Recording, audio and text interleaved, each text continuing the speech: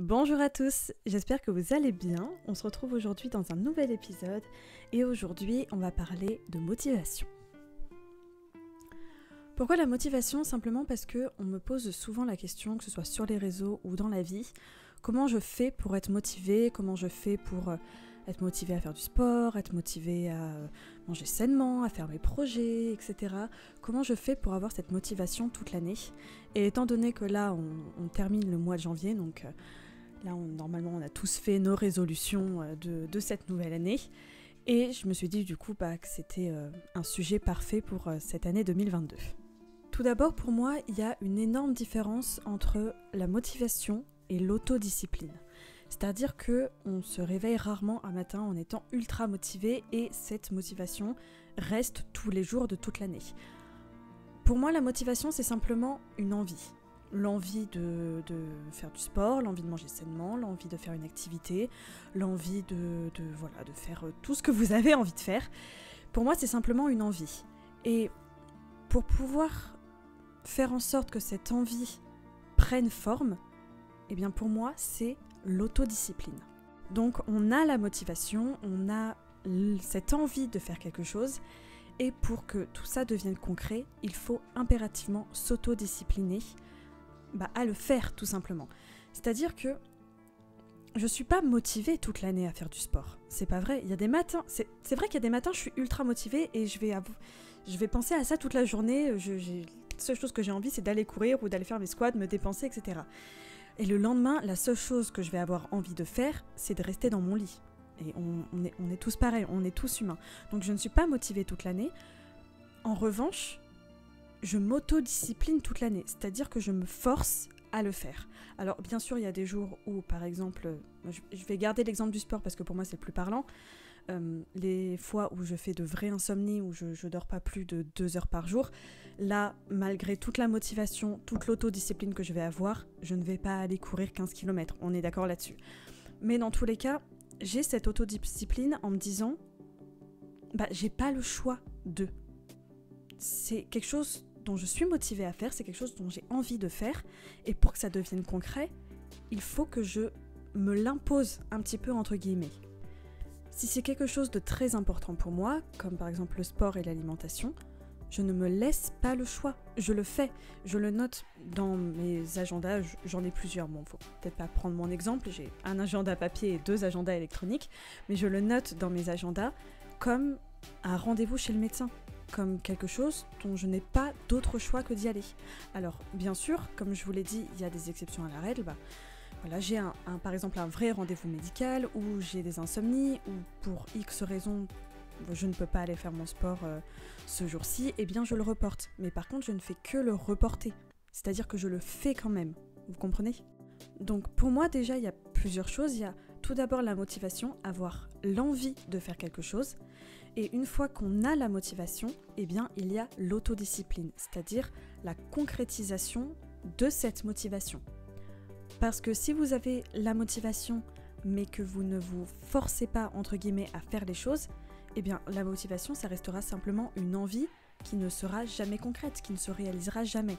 Donc avoir l'envie de et le faire, se mettre en action. Et puis il y a des fois où on a l'envie, on a l'autodiscipline, mais la motivation, on ne sait pas où elle est. Elle n'est pas là, en tout cas. Et là, il faut vraiment se poser la question de savoir si vous n'y arrivez pas parce que ce sont des fausses excuses que vous vous donnez, parce que ça, on en a tous, on est tous humains, on se donne tous toutes les excuses du monde entier pour ne pas faire les choses, ou alors, est-ce qu'il y a un vrai souci? Je vous explique. Je fais du yoga depuis des années, à la maison, chez moi, avec les vidéos que je trouve sur internet.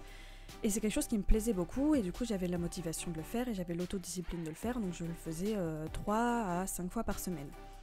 Et puis plus le temps a passé, moins j'arrivais à faire mes séances. Moins j'arrivais à vraiment me mettre dedans, à trouver justement cette motivation à le faire tout simplement. Et là je me suis posé la question, je me suis dit, et Julie, qu'est-ce qui se passe? Est-ce que ça t'intéresse plus? Est-ce que en fait t'as juste la flemme et du coup tu te donnes des fausses excuses? Ou est-ce qu'il y a un vrai souci, etc. Je me suis vraiment posée et je me suis posé la question.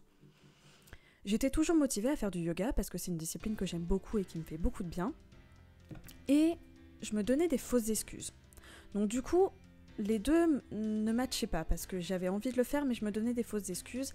Et malgré toute l'autodiscipline que j'avais, il y a quelque chose qui collait pas. Et en fait, je me suis rendu compte simplement que faire du yoga à la maison, ça ne me convenait plus.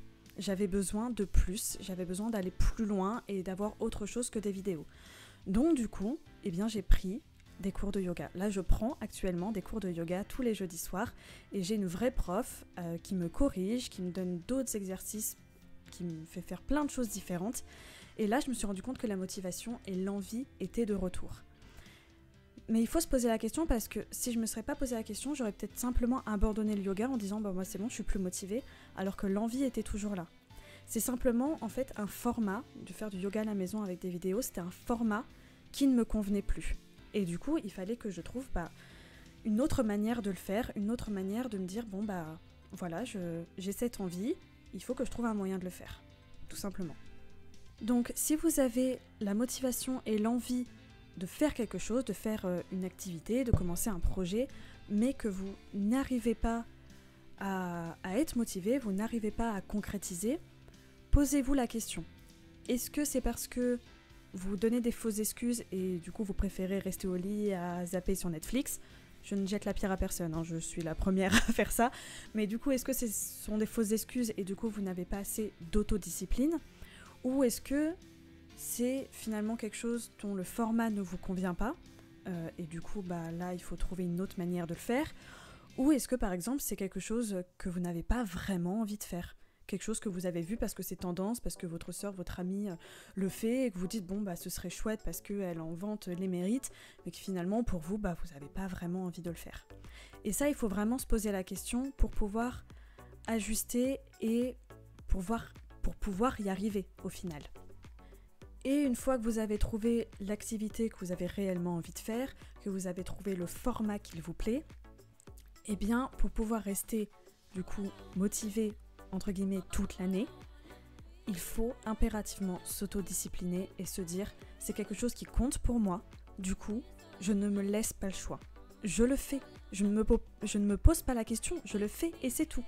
Et il faut vraiment, encore une fois, ça peut paraître dur, mais si vous êtes comme moi, si vous avez le choix, vous préférez rester au lit à zapper Netflix toute la journée, mais que vous n'avez pas envie de passer toute votre vie à faire ça et que vous avez envie de faire autre chose, eh bien des fois, il faut un petit peu se mettre un coup de pied au derrière et se dire j'ai vraiment envie de faire ça, j'ai vraiment envie de commencer cette activité, j'ai vraiment envie de faire du yoga, de faire du sport, de manger sainement, de prendre plus de temps à lire, de prendre plus de temps pour dessiner, etc. De toute façon, il y a 1 million d'exemples, mais si c'est quelque chose qui compte pour vous, ne vous laissez pas le choix. Ne vous laissez pas le choix. Vous le notez dans votre agenda, vous le notez dans votre tête, ou vous le faites vraiment. Moi, je le vois vraiment comme un rendez-vous médical. Par exemple, un rendez-vous chez l'ophtalmo que vous avez pris 6 mois à prendre. Vous ne pouvez pas rater ce rendez-vous. Et bien pour moi, c'est exactement la même chose. Alors encore une fois, il faut adapter à l'emploi du temps et à la vie en général, parce qu'il y a toujours des imprévus. Mais ne vous laissez pas le choix. Mettez-vous un coup de pied au derrière. Ça peut paraître dur, encore une fois, ce que je dis, mais pour moi, c'est la seule solution. C'est l'autodiscipline. Vous avez une envie, autodisciplinez-vous à le faire. Et c'est tout. Et c'est tout. Il y aura des jours avec, il y aura des jours sans. Il y aura des jours où ce sera juste impossible de le faire. Mais les jours où vous sentez que vous êtes en forme, où vous sentez que vous avez cette envie, eh bien allez-y. Allez-y, tout simplement. Donc si, en ce début d'année, vous avez votre liste de résolutions, votre liste d'intentions, eh bien, appliquez-la. Ne laissez pas ces résolutions et ces intentions sur un bout de papier qu'on va jeter au bout de 3 mois. Non, prenez-les et faites-en quelque chose de concret. Ne laissez pas ça juste en les résolutions de cette année et puis au final on se rend compte l'année prochaine qu'on n'a rien tenu et c'est dommage. C'est dommage parce que je pense qu'on a 1 million de choses qu'on a envie de faire et qu'on est capable de faire et qu'on ne se laisse pas ni le temps ni la possibilité de le concrétiser. Donc prenez toutes vos résolutions, toutes vos intentions, tout ce que vous avez envie de faire et trouvez ce qui est possible de faire, ce qui des fois n'est pas possible de faire, des fois c'est pas possible, mais trouvez ce qui est possible et dans quel format et comment ça peut être inclus dans votre quotidien, dans votre vie.